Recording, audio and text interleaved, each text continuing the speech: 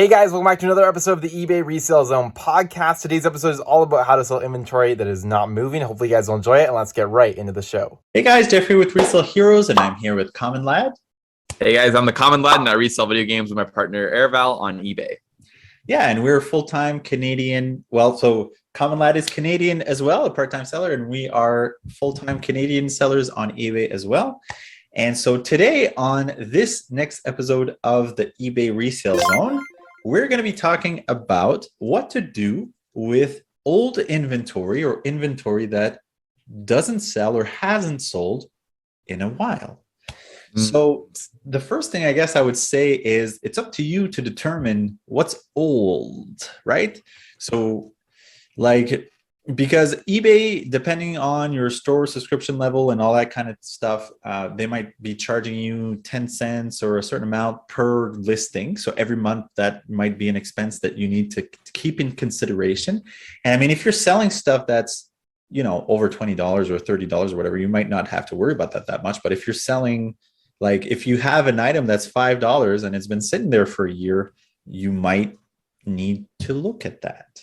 What do you think about that? Yeah, stagnant inventory. We all got it. And we all have a few of those listings that have been sitting on eBay for maybe even a couple of years now. And it's like, guys, we got to deal with these. Yeah. So, I mean, it's an important thing to do. I like to think that, once every 4 to 6 months, we sort of go through and really take a look at what's been sitting on the platform and what really needs to get adjusted.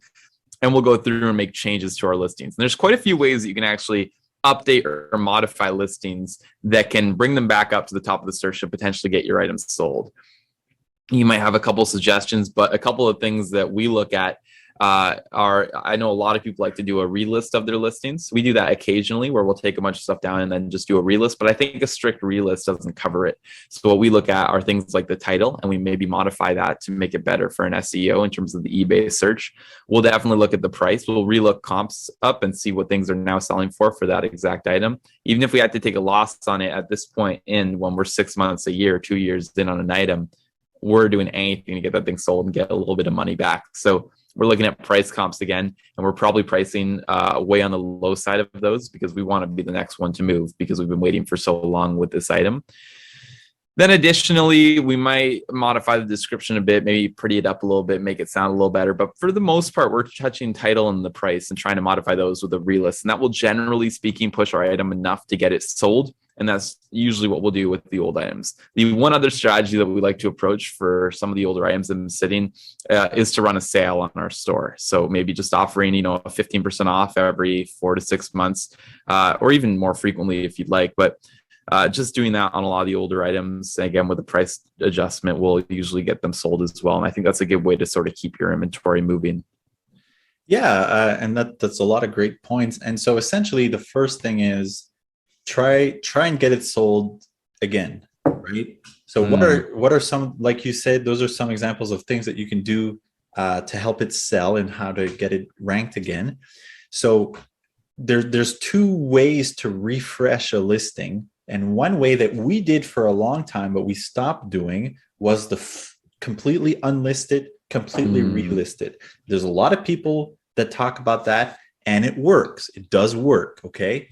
But so we've got, at this point in time, we have close to 14,000 listings on eBay. So it works for us. So when if I unlist 2,000 items and then relist 2,000 in a couple minutes, we'll get extra sales that day.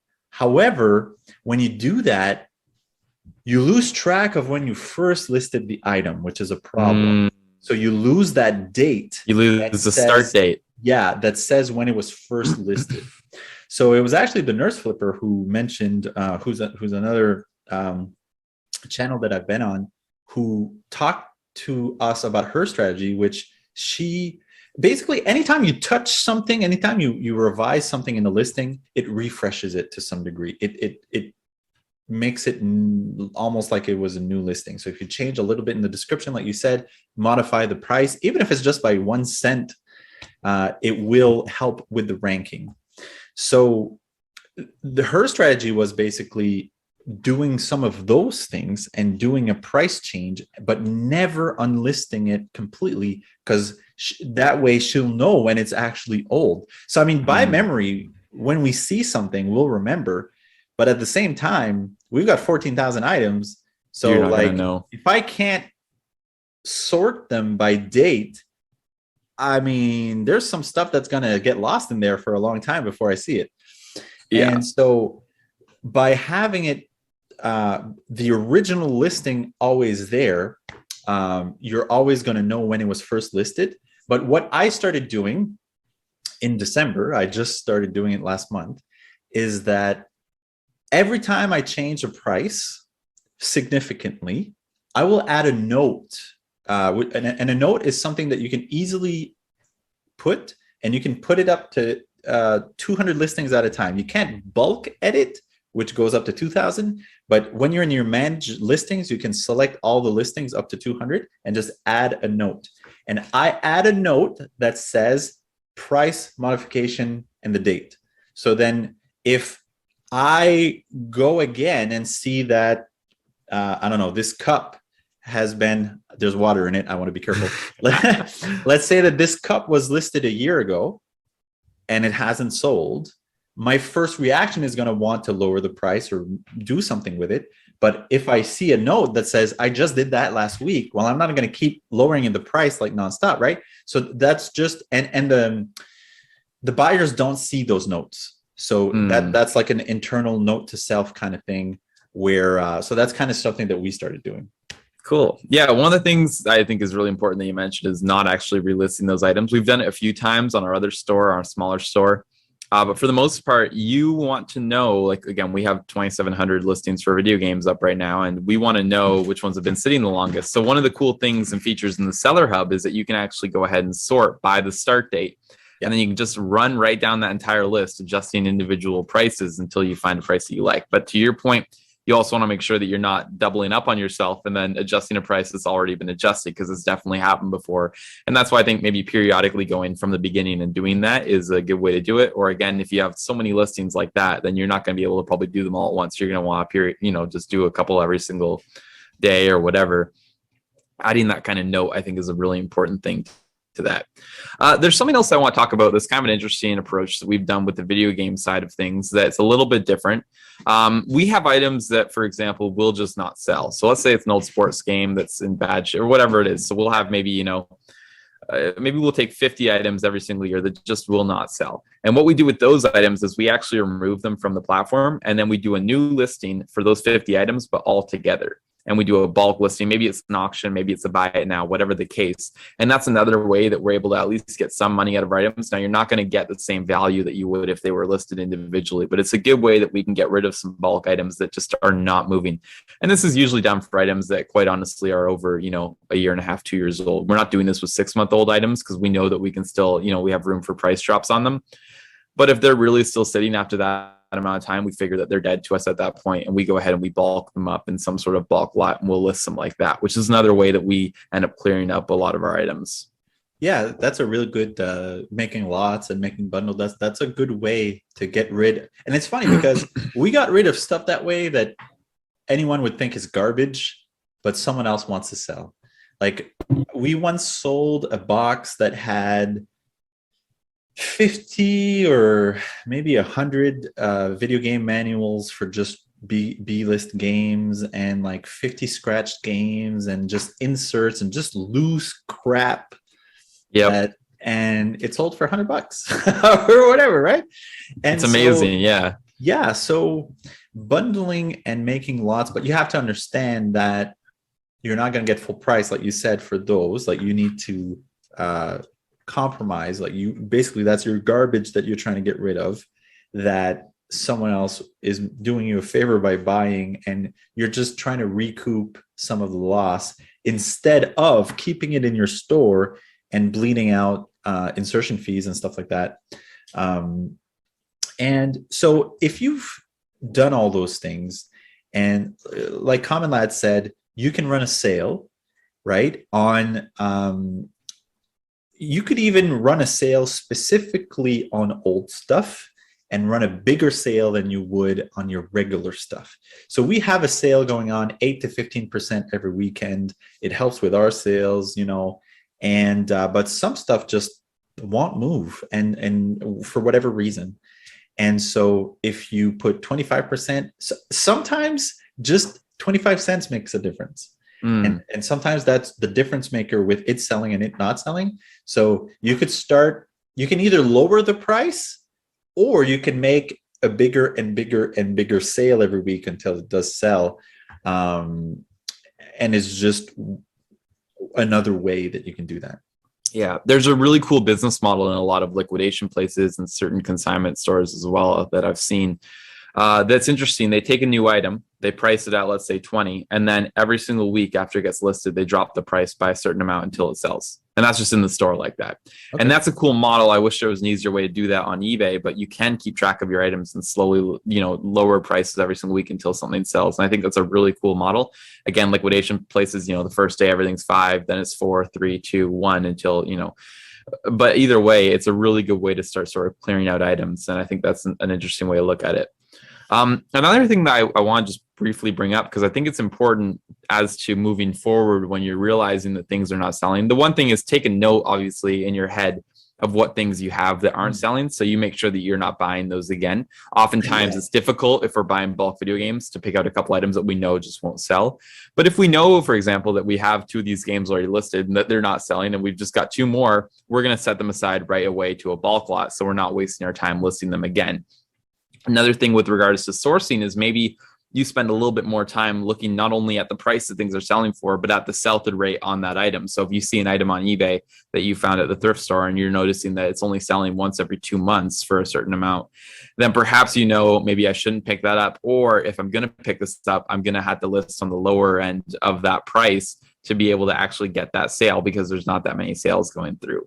So I think there's a couple things you can look at there preemptively before you even list an item to then avoid having sort of stale listings at the end. Yeah. I can't say this enough. I'm going to emphasize again what you just said. Make a mental note of what doesn't sell, because sometimes there's stuff that we think will sell really well that doesn't sell at all. And there's stuff that we would think has no value that sells really fast. And at the same time, of course, make a mental note of what sells well, right?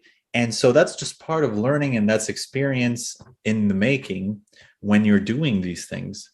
And so the next step would be, so it's not selling well, you refreshed it, you either unlisted it or modified the price, you got the price as low as you could, you had sales, like you did everything that you could for it to sell on eBay.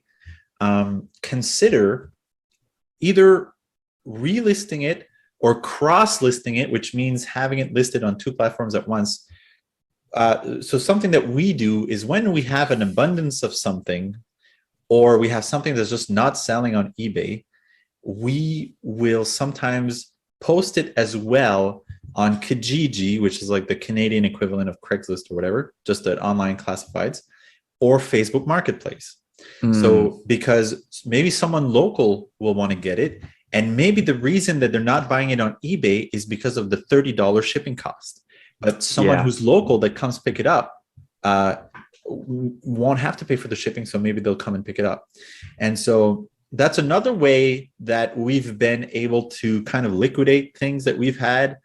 And now you're not going to get as good a price locally as you would on eBay, but also it's less handling. They come and pick it up right at your house. Well, I mean, assuming that that's the deal that you work out, but you also don't pay fees. So they just kind of,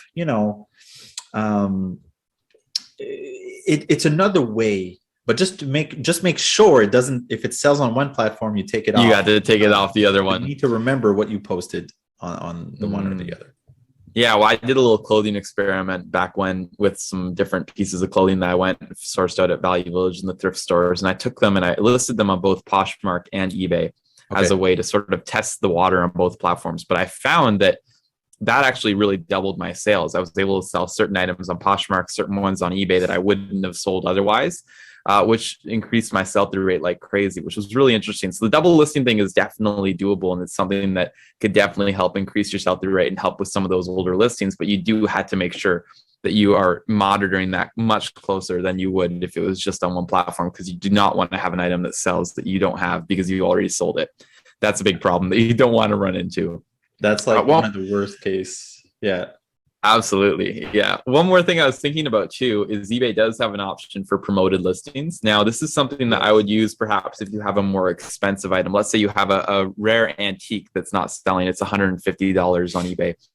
And it's something that you think should be worth it, but, it's just not moving. Perhaps you put a little bit of, money into promoted listing. I say put money in, but really it's a percentage out on the sale once it happens. So it's not risk up front to you. And that might help it rank better, for example, in an antique category where, maybe it picks up in a search, but it just isn't sitting at the bottom of that search because it's not very relevant to the person's search. But maybe that will boost it up to become the top in some of those searches that can then help you get that item sold. So that's another thing that you could do as well if you have maybe a more valuable item or something that you want to get sold that way. Yeah. So promoted listings, it's an interesting idea. And as a side note, since we're talking about it, promoted listings does make a difference. So again, like he said, the way that it works is you choose a percentage, and that's basically an extra fee that you pay to eBay at the end when it's sold, but you don't pay anything up front, which is really interesting. Actually, it's pretty cool. And we have 1%. We have the minimum promoted listings on everything, just about. So it's only 1%, and it actually does help with sales. So pro tip, put promoted listings, even if it's just 1%. But for something like what you're saying, you could go to 5%, and then you can try 10%. Like, these are all things that you can try. And so, but so for if you've done all that, you've done just about everything that you can do. So the next step is consider donating it back. And so sometimes, like if you've had it for a year or 2 years, and so you have to consider how much money do you have into it? How much space is it taking? Like, how long has it been there? Is it costing me fees? Like, those are all things you need to consider. And sometimes you need to just cut your losses and get rid of it so that you can have space. And like, I read something somewhere. So I hate clutter. I really, I don't like a cluttered space. And I read somewhere that you have to imagine, like, this happens subconsciously mentally. All right. So if you're in a room, look around your room and look at all the items that are in your room, like every single item. Imagine, I'm seeing you chuckle over there. Imagine that imagine that every item around you makes a noise. That's bugging me right now. What would that sound like? Right? Would it be just a nice little music, or would it be like just a unbearable noise? So psychologically, clutter actually clutters our mind sometimes. But like having too much stuff around is just too much stimulus. So sometimes it's just good to let go of things. That's like the last resort. And you could either bring it to like a Goodwill or a Salvation Army or whatever, or you can put it up on Facebook and someone will come get it for free. Yeah, like, for free. I've done that before. For sure.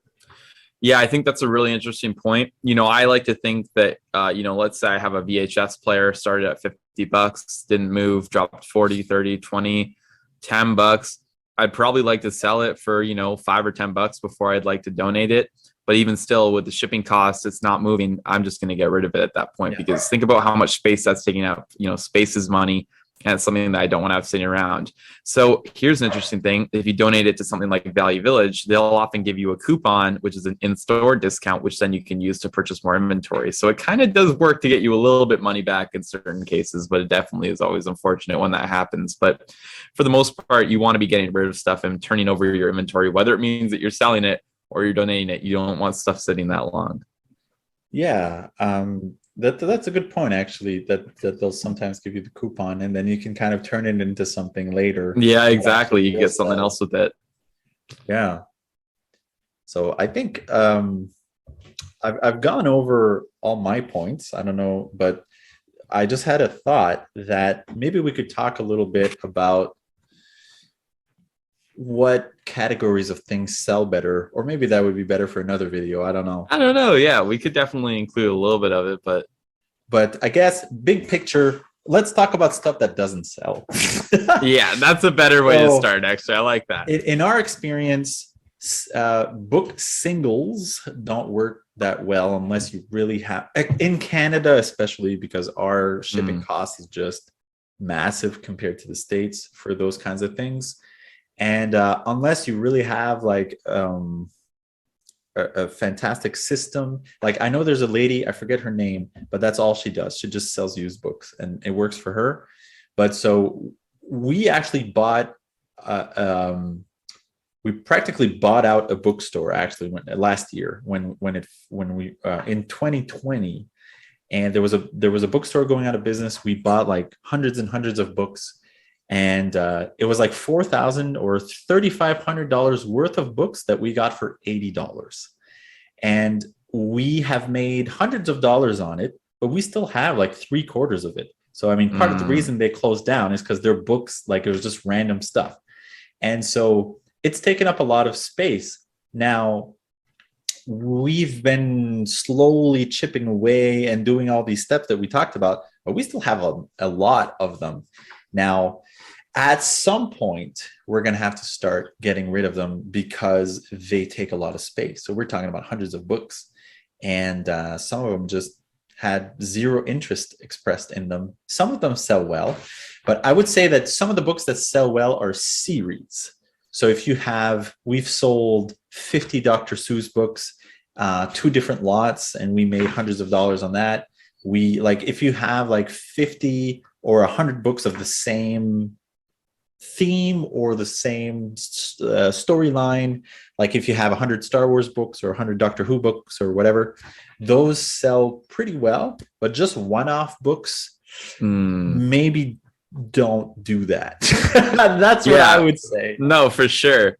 Yeah, and I think there's something to be said about that. I mean, there's sort of something that we did more as beginners, but you know, when we would buy a video game lot, perhaps we would buy 100 games and we would account for 20 of them just never selling. Or maybe we want to move them quickly, so we account for 20 of them never selling in 6 months. You know, so we would list them all.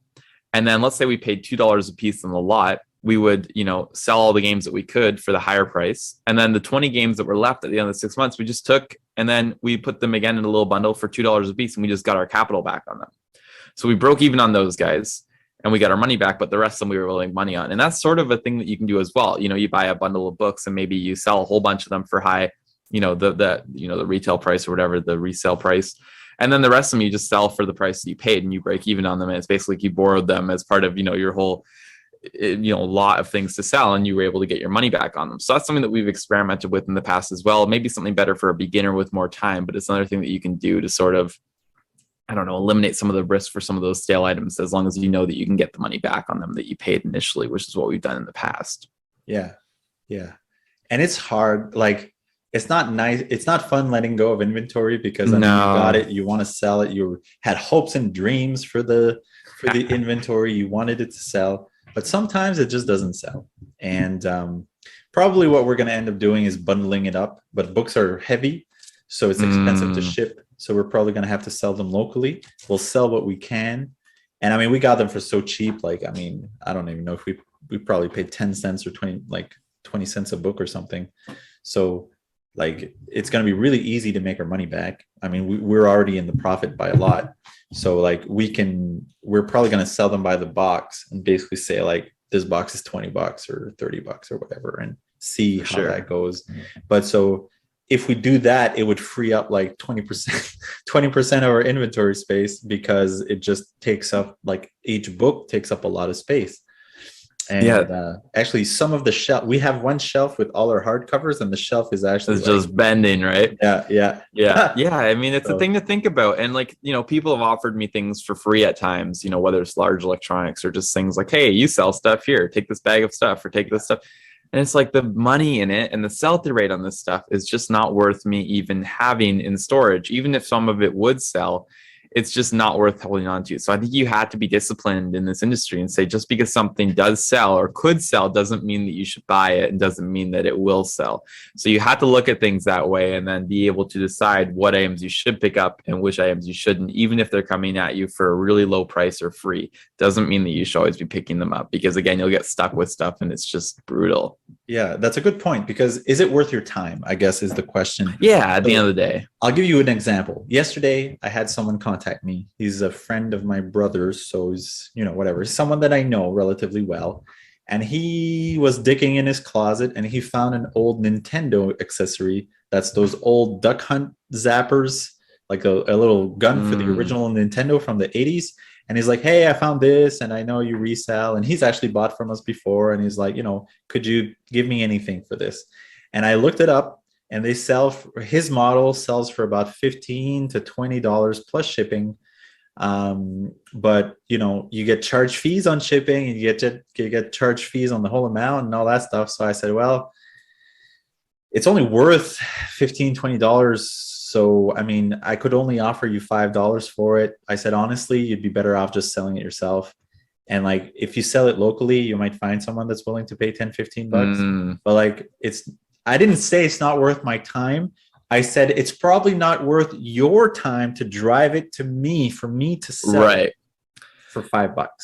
And he's like, okay, I'll just sell it myself. But you have to sometimes, like, you have to not say yes to everything. But it's so it's hard to say no sometimes. We want to take everything. We become hoarders sometimes, and like we think everything's going to sell. But if you get too much stuff for free, it's usually, not all the time, but often, free stuff isn't high quality stuff.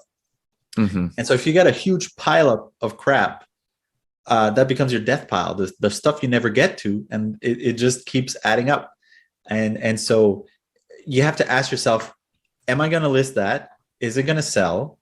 And is it worth my time to do all those steps? Because you have to list it, then you have to store it, and then you have to wait for it to sell. Then when it sells, you need to package it, then you need to send it, and then you need to wait, and then there's a chance, so yeah, a big time commitment. And I mean, it's just, you have to know when to say no at the end of the day. You should not be taking everything. And I think that's interesting that you say that, because a lot of things that we'll look at, somebody's like, we'll sell you 5 video games or whatever, or 2 or 3. And it's like, I can't even talk about it. Like, I don't even want to deal with the transaction to just get that little amount of stuff. It's just not worth my headspace. So I think a lot of, growth and scaling and things of that nature come from being able to say no to those smaller deals. And just, think bigger, especially when they're only going to be, $10, $15 items. It's just not worth the time to go get them or to, figure that out. Yeah. Like, and again, like we're hopping into another subject, but that's kind of the same thing for us. So if I'm looking at a $40 buy and I could flip it into 80, I am doubling my money, but at the same time, it's still a small buy. So, for someone else, like a smaller reseller, that would be great. That would be right, like in their risk tolerance that they're comfortable with. But I'd rather buy 100 and make 200, right? Absolutely. So that's like 2.5 of those other transactions, but I only had to deal with one person.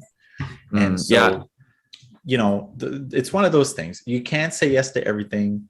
And we probably say no more often than we say yes. And a lot of the times people think things have a lot of value when they don't. So and you have to remember also, like, if they bring it to a pawn shop, they'd probably get half of what you're offering them. So like, their options in some degrees can be limited. Like if they want to be paid quickly, like they need to be reasonable with their price. And if they don't want to play ball with you, like if they're being too hard on the negotiation, just move on. Because you have to know what your limit is. Like, I can't go higher than this. So I usually say, okay, if you change your mind, let me know. Exactly. And you know what? That works. It does work. So. Yeah.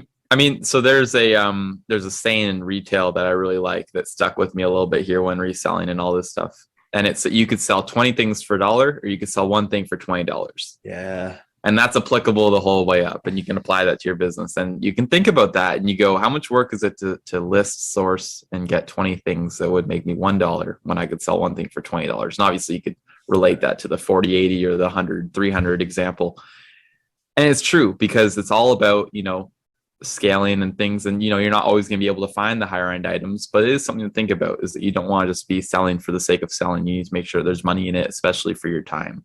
Exactly. So it's all, like you say, you can't always find that $100 item, but if you have a mindset of prioritizing quality over just bulk stuff, which that's something we did a lot of in 2021. We bought a lot of bulk stuff. We had fantastic deals, but it's just such a massive amount of work to be able to squeeze that money out of it.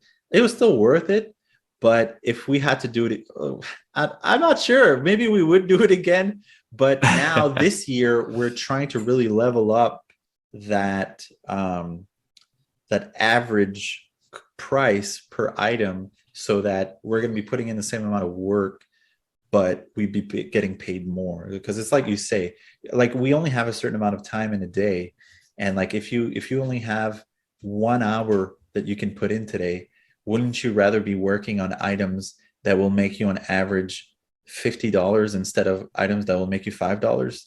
And Absolutely. like, if it's the same amount of work, or maybe even if it's a little more, if it's twice the amount of work, but you get 5 times the amount of profit, basically you're still coming out ahead by quite a lot. So it's really, it's a big mindset change, because you need to think of the value also in terms of time.